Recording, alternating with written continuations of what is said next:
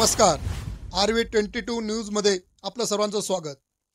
नमस्कार, मी पंजाब डक। आज आहे 23 जुलै 2025 आणि मी माझ्या शेतामध्ये हे 45 दिवसाचा कापूस आहे आणि या ठिकाणाहून माझ्या महाराष्ट्रातल्या शेतकऱ्याला अंदाज देणार आहे।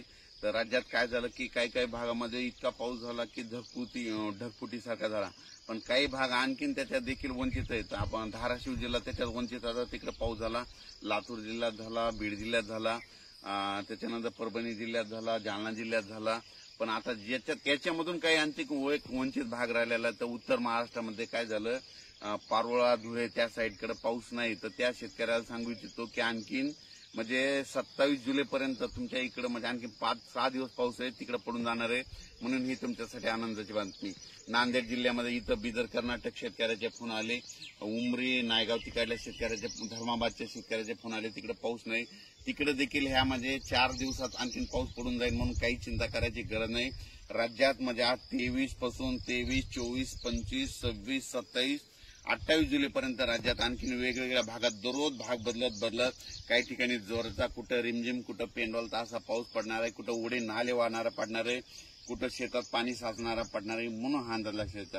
पण राज्यात सांगायचं झालं तर पूर्व विदर्भ आणि पश्चिम विदर्भात जरा आणखीन पावसाचा झुकतं माप असणार आहे, म्हणून हा अंदाज लक्षात येतो। कोकण पट्टीचा ते पाऊस मात्र ते कायमचा स्वरूपाचा ते कायमच राहणार आहे, ते पाऊस जोरदार मध्ये तसाच राहणार, म्हणून हे लक्षात येतं।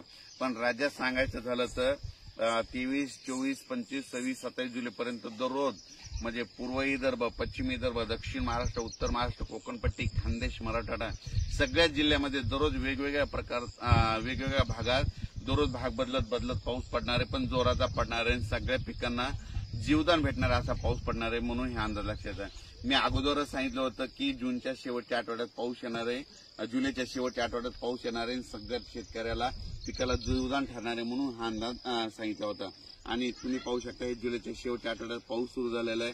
आणखीन आज देखील म्हणजे 23 जुलैपासून आज देखील पावसाची व्याप्ती वाढणार आहे, म्हणजे आज नांदेड भागाकडे देखील पाऊस पडणार आहे, म्हणजे देगलूरकडे देखील पडणार आहे। या भागात पाऊस पडला नव्हता त्या भागात पडणार आहे, तेलंगणात पडणार आहे, आंध्रात पडणार आहे, इकडे अक्कोल साईडला कमी पडला होता तिकडे देखील पडून जाणार आहे। आणि जळगाव जामोद इकडे घाटाच्या खाली एक पडला नव्हता, तिकडे देखील ह्या 4 दिवसात पाऊस पडणार आहे। म्हणजे ज्या भागात आतापर्यंत पाऊस पडलेला नाही त्या भागात ह्या 4 दिवसात पाऊस पडून जाईल आणि शेतकऱ्याला जीवदान ठरणार आहे, म्हणून हे अंदाज लक्षात द्यायचा। अचानक वातावरणात बदल झाला तर लगेच एक मेसेज दिला जाईल। आणि हे जे अंदाज दिलेला आहे हे माझा 3x1 चा कापूस आहे। 3x1 मध्ये तुम्हाला सांगतो एकरी 4 बॅग बसविलेल्या, तर फक्त एकदाच खत दिलेला, परत खत दिलेलं नाही, आणि या ठिकाणी हे शेतकऱ्यासाठी अंदाज देत आहे।